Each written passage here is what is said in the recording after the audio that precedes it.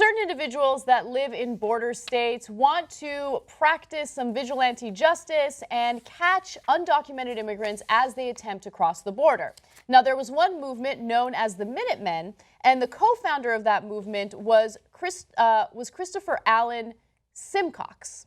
Okay, well, Chris Simcox has now been convicted of sexually assaulting a 5-year-old girl.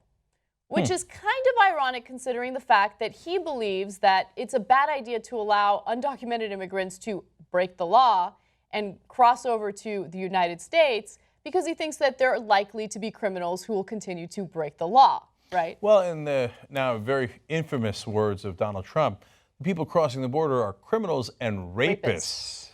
And they must be stopped because this guy believes in the rule of law, unless it's his daughter's 5-year-old friend.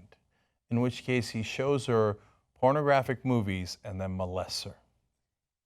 Yeah, it's disgusting. So Christopher Allen Simcox, who co-founded the Minuteman Civil Defense Corps in 2005, was found guilty of 2 felony counts of child molestation and 1 felony count of providing obscene material, that's the porn, to a minor by the Maricopa County Superior Court jury.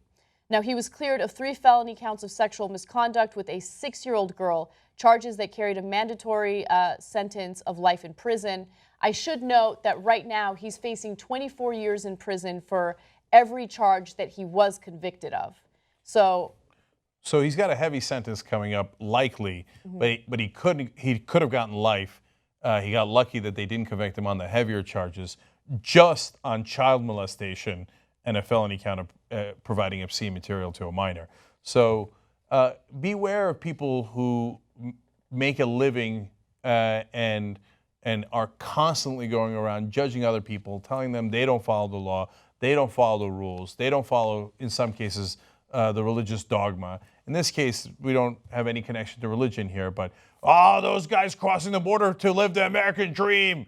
That is terrible and unacceptable. Yeah, can we talk about that narrative for a second, right? Because oftentimes people who are as overzealous about undocumented immigrants or being hateful toward undocumented immigrants will say, well, they're breaking the law and they're taking our jobs, right? And you'll give them evidence that, hey, you know what? They're actually working the jobs that Americans literally do not want to work.